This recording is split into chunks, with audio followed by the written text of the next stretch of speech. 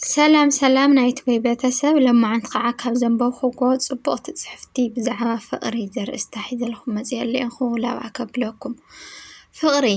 فقري ركب خلت سقازي خونس ركب خلت لبيو ود سب أو قعزة هواتو سلسة نقرات يرليو نسو دما تسفى أمنت فقري كابزيئن اتازبلت اتدما فقري هوات ايكونن زبلت اللي دما مقرت فقر زي فلت عشا سويو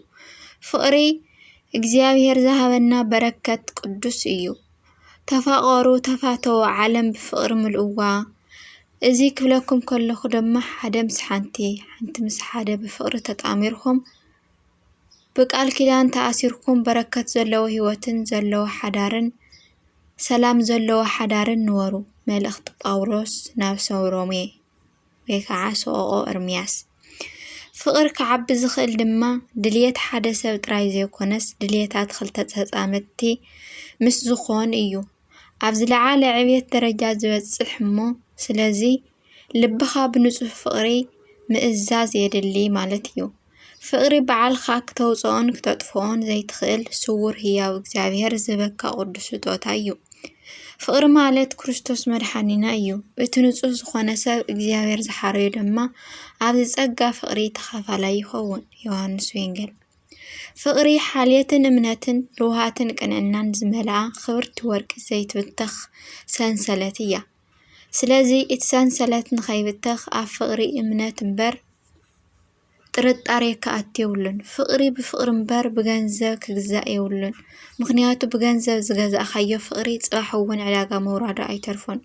ብገንዘብ ዝግዛእ ፍቅሪ ሰይጣናዊ ፍቅሪ እምበር ቅዱሳዊ ፍቅሪ ድማ ኣይኮነን ፍቅሪ ምስ ዝኾነ ይኹን ሃፍቲ ክወዳደር ዘይኽእል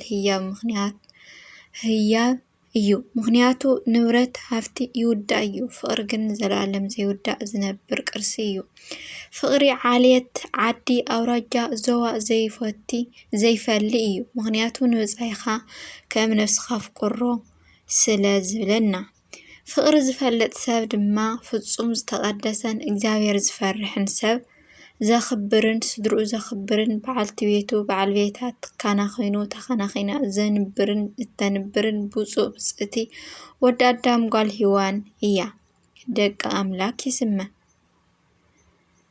ካብ ዘንበኽዎ እያ ናሎማዓንቲ ቪድዮና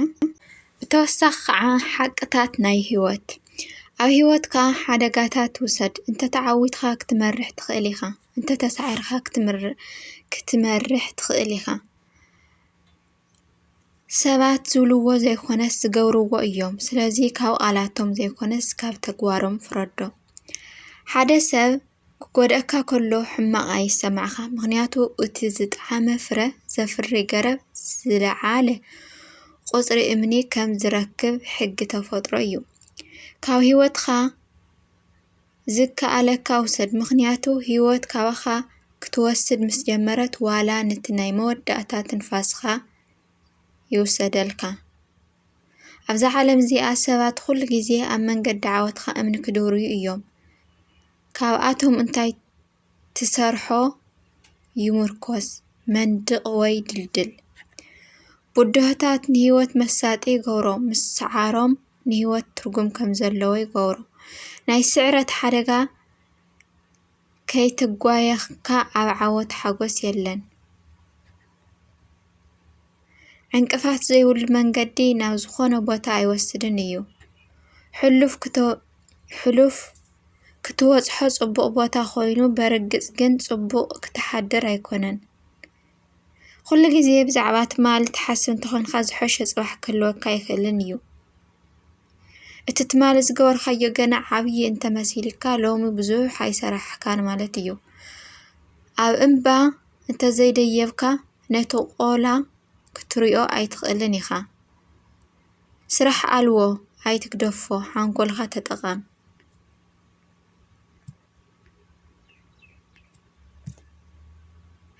ቅንዕና ክቡር ህያው እዩ ካብ ርካሽ ሰባት ኣይትጸበዮ ኣብ መንጎ ብልሹው ሰብን ቁኑዕ ሰብን ዘሎ ፍልሊ ብልሹው ሰብ ዋጋ ክህልዎ ከሎ እቲ ቁኑዕ ሰብ ድማ ዋጋ ኣለዎ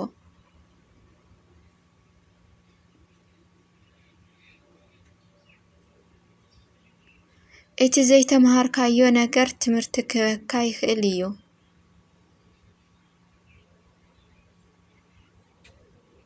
እቲ ዘይብለካ ኣይኮነን ዝድርተካ እቲ ዘለካ ግን ከመይ ጌርካ ከም እትጥቀመሉ ዘይትፈልጥ እዩ። ናሎማዓንቲ ጽሑፍና እዚአን ይመስላ ነይረን። ክቡራትን ክቡራንን ተኸታተልተይ ሳብስክራይብ ላይክ ምግባር ኣይንረስዕ። ኩሉ ግዜ ጠቃሚ ኢልኣይ ኣንቢበዮ ንእሽተይ ኣብ ህይወተይ ለውጢ ተረኺበሉ ኣብዚ ሒዘ ልመጽእ ብኻሊእ ቪድዮ ብሓድሻት ቪድዮታት ክሳብ ንመጽእ ሰናይ ጋይስ ዌልካም